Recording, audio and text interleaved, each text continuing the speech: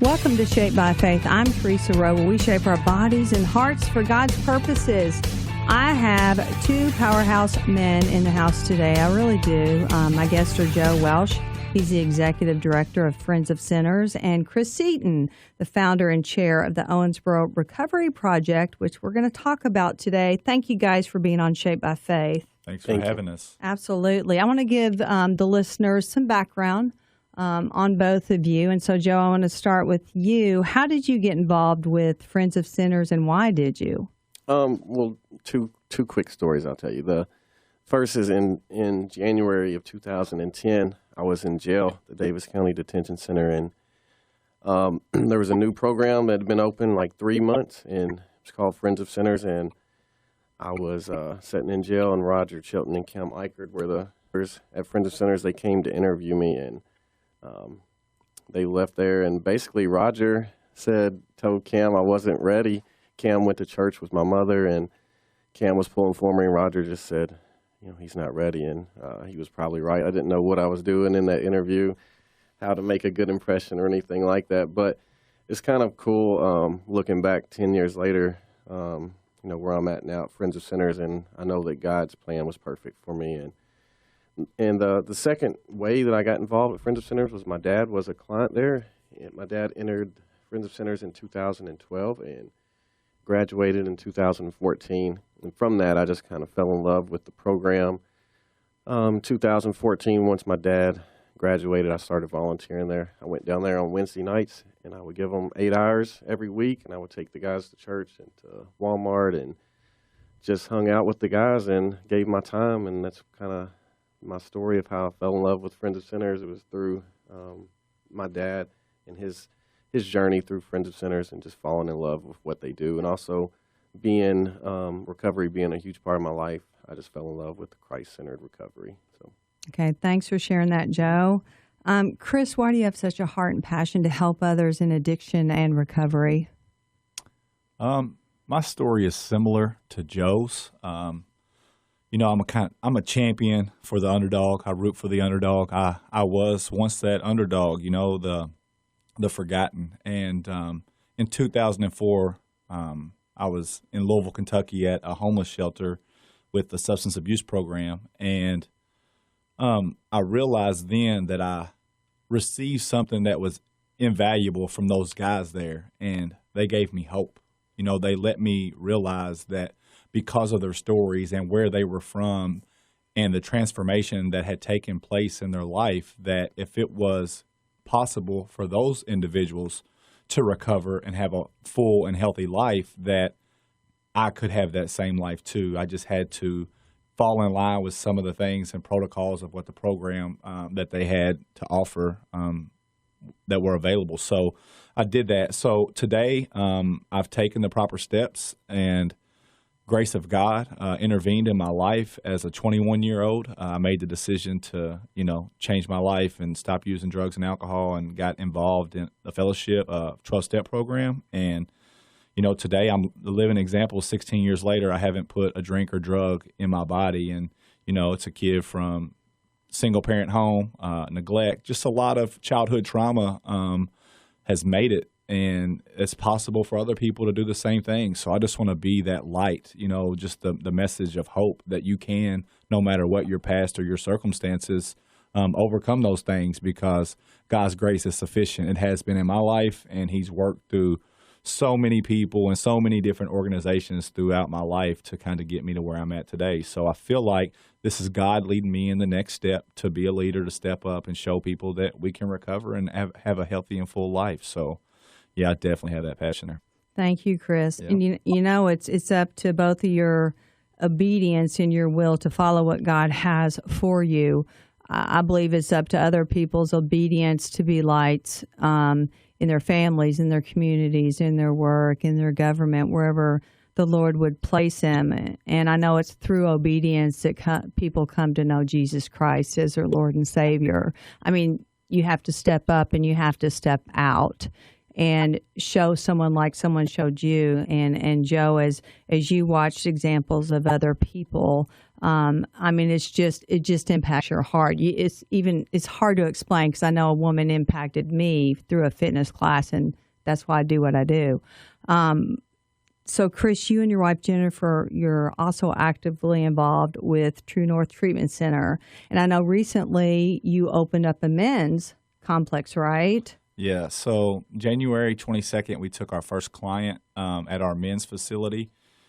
And we've been doing the sober living part of True North for about 2 years, but we've only served women. And just recently, after True North Treatment was opened earlier this year, we saw a need for men and men's sober living. And so God made a way, and we now serve 16 men in Owensboro, and we're excited to see where the future goes. But, yeah, it's really going well, and things are going great, so we're excited. You know, I want to ask you both, does our community actually have a problem with people struggling with addiction? I mean, is there a big problem? Is there a small problem? Is it just secluded? What would you both say? It's the biggest problem that we have in our community locally, the biggest problem in every community in the United States. Owensboro Health does a community needs assessment every year with the health department, where they assess what our greatest needs are for their community. So they do this because it helps Owensboro Health. It helps them identify which areas to work in that will save them the most money, or where they need to put the most money to try to combat these issues that they see at the hospital. And unfortunately, substance abuse is number one every year, and that is not going to change anytime soon. It's I may sound cynical in saying that, but it's 20 years ago we had this huge meth crisis, and 10 years ago we had this huge prescription pill opioid crisis. And although we have done, the state recovery centers, the community has done amazing jobs combating those, it's as soon as we can fix something, the market for other drugs opens up. As soon as we can figure this part of it out, they figure out another way to flood our community with drugs and bad things. So unfortunately, it's a battle that we win every day, and we're also losing every day. So we win every day with one person, with one man or one woman whose life has changed, but it's not going away. It's a huge problem. I don't, when I saw that question, I would be remiss to think that anybody in our community doesn't know that or isn't aware of that. I think there's a lot of people out there that, aren't being honest probably with themselves, and they do have a problem. And maybe it's not your typical person that you would think would be in addiction. Maybe it's the wife at home that's raising the children. Maybe it's the husband at work that works all the time. And I know there's a lot of that going on too, that they're either ashamed to step out there, or they don't want to ruin their reputation or their husbands or their wives. So I know that that's an issue too, that it's probably slipping through the cracks. I don't know if there's a place for them to land, because it's hard. It's hard for them as well. So I definitely wanted to talk about, why did you both get involved with the Owensboro Recovery Project? I mean, why is it so important to have this new organization in our community? And so really quick, I wanted to touch on that last question, because I think this is important. There's so many other areas that don't really get characterized as addiction, but homelessness, mental illness. We look at the incarceration rate. And when we look at those things, we believe that the underlying issue for a lot of those problems that we see in our community roots in addiction. And so we also want to try to help take some of the load off of these other areas who, these agencies are just at their max and at their capacity trying to handle these people that maybe aren't classified as addiction, but we believe that they fall in that category too, and that may be the root of their criminal behavior, or it may be a way they're trying to self-medicate for mental illness, or it may be the cause of their homelessness. And so we're trying to treat it at its center so we don't miss out on the other things. So Owensboro Recovery Project, to the second thing you talked about, is there to reduce stigma and advocate for people. So in the second section, we can really hit on that, because people need to step up and tell their stories. It helps so much with reducing stigma. Okay, we're going to take a break. We'll be right back with more Shaped by Faith. Everyone stay tuned. Welcome back to Shaped by Faith, where we shape our bodies and hearts for God's purposes. My guests today are Joe Welsh, the Executive Director of Friends of Sinners, and Chris Seaton, Founder and Chair of the Owensboro Recovery Project. Guys, thanks again for coming on. I'm excited for our listeners to hear about the Owensboro Recovery Project, the need for it, the necessity of it, and why it's here. So let's talk about the purpose of this new organization. So what we would like to see with Owensboro Recovery Project is to have a resource center that's a central hub for all things recovery. So we have a great committee that we formed that are leaders at different organizations around town. Joe, of course, with Friends of Sinners, Harry with St. Benedict's, my friend Derek Arthur with the Lighthouse Program, Sarah at Owensboro Regional Recovery.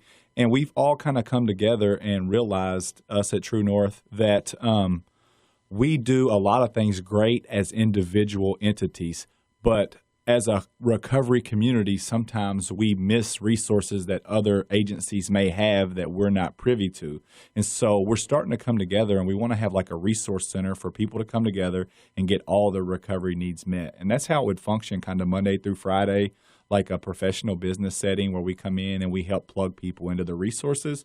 But then on nights and weekends, it would be like a social area for people to play pool and fellowship with each other, hang out, maybe have game night, and just live a little in recovery and show people that you can have a good time without the use of drugs and alcohol. And, you know, Super Bowl parties or whatever that may be going on, we can do those in a family-friendly, fun, and safe environment, showing people that there is hope to live a good, full life. So right now, do you have a building that you operate out of? Right now, we do not. We're just filing for 501c3 status, and that's the first step towards get funding from, you know, different grants and whatever may be available. And so we're working on that. We have an event coming up that we're trying to push a little bit so we can generate some fundraising to pay for the 501c3. We have a few ideas about possible locations, but we're looking to possibly connect or collaborate with someone else. But we know God's going to provide. We feel like our hearts are pure and our motives are in the right place, and we just want to serve and love people well. And we think if we keep that as our guiding force, that God will provide. We believe that. It's awesome that you are collaborating with other organizations within the community. I mean, that I have to relate it to the church. We as a body have many members, and we're supposed to function together in unity. And so many times everyone is really good in their area of expertise, and they may just stay in that area. But once you combine all the efforts together and use all the talents and gifts, God is definitely promoted and glorified through all of that. I do believe with you guys, He will provide a building. There is a need for an organization like that. So someone can, let's just say, someone can just stop by or contact one of you guys and say, hey, you know, I've got a son, I've got a daughter, and they don't meet this criteria. You know, they're not in jail. They're able to maintain this or that. You know, they're working. And so someone like that can connect with you guys. Sure, I think it would be twofold. Obviously, we want to serve the person, the individual who hasn't yet found treatment, help their path to recovery. That will obviously be one of our goals. We want to have a place where that person can come in and have all these questions answered, have all these resources already there and ready, available, because it's so important that when a person says yes to recovery or treatment or getting help, that we have these things in place, because if we wait a week, if it takes a week to find the answers, that person may be gone. Right. And the second part of it is, a big part of it is we want to serve individuals who are already in recovery and long-term, short-term recovery, people who are already there. We want to help provide opportunities for them, maybe provide better opportunities for employment, healthcare, dental, GED. They want to go back to college. We want to be all-inclusive with what we can do for them and help them with. We want to acquire as many resources as possible. But the really cool thing about it is we want to serve the recovery community as a whole, not just one part of it, not just Christ Center, not just Alcoholics Anonymous, but therapy, any and every way that a person has come to recovery, we want to encourage them to that they're a part of, because there's so much in recovery, not just in our community but worldwide. There's so much. My way is the right way, and this is the way that I got sober, or that I got into recovery, so it's right. And we know better. We know that God works however God wants to work. I may go to church and get saved, and I've been sober for 20 years, but I may have to go to treatment. I may have to go to Alcoholics Anonymous. I may have to detox. I may have to go to the mental hospital. I may have to do yoga. I may have to exercise. Whatever way that God has brought these people into their new life, into recovery, we want to support and encourage them and welcome them with open arms. I know this isn't part of my questions, but as you're talking, Joe, I'm thinking, gosh, the youth, it starts in your youth. It starts when you're younger. Why not engage with middle schoolers? Go in there and talk to them about it. Give them something. Doesn't have to be fancy, like, hey, here's a number to call if you need help. Even like a little 3-fold brochure of what you guys are doing and what you have to offer. Because I think kids may take a look at that and take note, or maybe have a friend that they know may need help. You know what I'm saying? Yeah, a lot of them. I've spoke at the middle schools, and the biggest thing I hear is my dad, my mom. Like when I go there and speak, I never hear them say, "Well, my friend," or "I need help. I have a drug problem," but they're always saying, "My brother." My dad's brother could really use this, or my dad or my mom, or my older brother or sister. So it is something, those things are definitely, we want to include as much as we can. I think our goal primarily right now is the recovery community and those seeking help. Well, tell us, I know you just had a training session, so that's also part of this. You offer training sessions. It was called The Language of Recovery. So can you talk about what that was about? Sure. So there's a federal organization. It's called PAR, People Advocating Recovery. And there's a chapter here in Kentucky, and the president of that chapter's name is Mike Berry. And Mike is a great advocate for people in recovery. And he does this language of recovery training. And in that, what we learned to do was to advocate for ourselves with the use of language. And so a lot of times, if you come to somebody and you say, I'm an alcoholic, or I'm an addict, or you say just for today, which are terms that we use in recovery, it kind of puts a negative connotation, like this guy can only keep his stuff together for one day. And what we mean by that is stay in the moment. We understand that, but sometimes that little thing is different than the way other people may perceive it. So same thing with I'm an addict. So now what we say is we are people in long-term recovery. And what that means is I haven't put any mind or mood-altering substances in my body for the past 16 years. And it just changes the dynamic, because words are powerful, right? We speak things into existence. So if I'm 16 years sober and I'm still running around saying I'm an addict, there's something wrong there, right? Because I'm not. That's been removed from me. That problem doesn't exist. The old is dead, right? I've been reborn, and there's a new creature here and a new creation.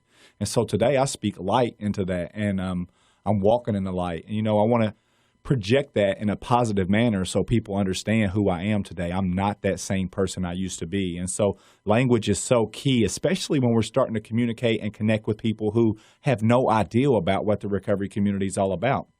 Because that first impression is so important, we want to make sure that we bring our first and best foot forward. And so he taught us ways to do that, to advocate for ourselves. And in advocating for ourselves and telling our stories, we reduce the stigma that comes along with addiction. So often people think that, once an addict, always an addict, and we're forever going to be haunted by these demons. But I'm here to tell you that, I live free of that. It's over. The price has been paid, and God is good, and my life today is free of any thoughts about using or doing drugs. It just doesn't exist for me anymore, man. God took that from me, and I'm so grateful for it. So now I can speak that into existence because of this new training. And, I had just been taught that way from other people who are in the recovery world. So to me, that was the way everybody talked, and everybody in recovery kind of talks that way. But we have to start trying to look at different ways and different avenues, because we constantly want to learn. We want to grow. It's also, for us, he taught us it's about retention. So when we're speaking to someone who is trying to get trying to get help, or they're failing at this program or whatever they're doing, and they continue to fail. We've always been taught that to give it to them rough, like they're just not ready. Come back when you're ready, and fortunately, we run them off, and instead we're trying to retention is the goal. We're going to take a break. We'll be right back. Welcome back to Shaped by Faith, where we shape our bodies and hearts for God's purposes. Well, I had Joe and Chris do a total body exercise, and I always encourage people, just do something. Every hour do something for 1 minute. If it's just walk around, march in place, whatever it is. Joe, what did I have you doing? Yeah, I had to work in my triceps. I was doing some dips. Yep. Yeah, I could feel it. And those work. And you had a chair. It's easy to do, but it's a challenge to continue doing absolutely. it. Chris? Well, I think like it was a total body exercise. I stretched some. I used my core some. I used my upper body, my chest, and then walking back. I mean, I could really even got cardio from that. My heart was pumping a little bit. I was moving well. And so I think that's a simple exercise that you can work from head to toe, all parts of your body.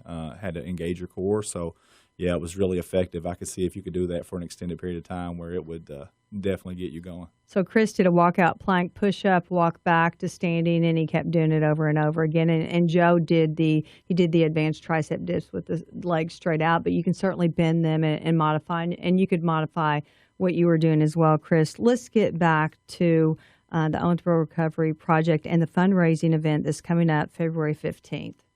Yeah, so we have been in contact with Good Shepherd Church, and they're going to allow us to use their space, their gym, and their cafeteria to host our first fundraising event on Saturday, February 15th from 5 to 10. We're welcoming everybody in the recovery community. It's a free event. It's family friendly. We're going to have kids activities. We're going to have a DJ. We're going to have food for sale. So it's just an opportunity for us to get together and show people what Owensboro Recovery Project is all about. A few people will speak for a couple of minutes about the project.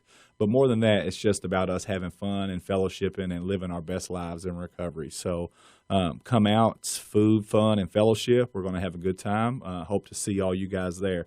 Also, I'd like to encourage you to like our Facebook page. It's called Owensboro Recovery Project, and we have a lot of updates about things that we have going on there. So thank you, Theresa, for your time. We appreciate you letting us on. Absolutely. We've got about a minute left in the show. So how do you see this organization growing and expanding? So, obviously we have a vision of what this looks like. But right now, I think we're in such a beginning stage where we're just meeting and really putting the vision and the bylaws and going through the 501c and doing all this stuff. So right now, I think one of the most important things would be that people just reach out to us if they want to help, if they want to be a part of, if they have an idea, if they have a resource they want to offer us. It would be huge. Right now, we're looking for all those partnerships for anyone and everyone who has an idea to add to this or how to help us make this a reality. We want to have those conversations with those people. Are you also looking for volunteers at all? At the moment, we aren't. We are kind of just in the beginning phases, but we will in the future for sure be needing events, and those events may need volunteers. So just keep up with us on the Facebook page, and we will make announcements as new things come up. Okay, guys. Thank you, Joe. Thank you, Chris, for coming on Shaped by Faith. I want to have you back on in about 6 months from now to see how things are going. Perfect. I want to thank you both for being an advocate for people that are struggling and that need help. So thank you, and thank you for listening. I'm Theresa Rowe. Everyone have a blessed day. Bye.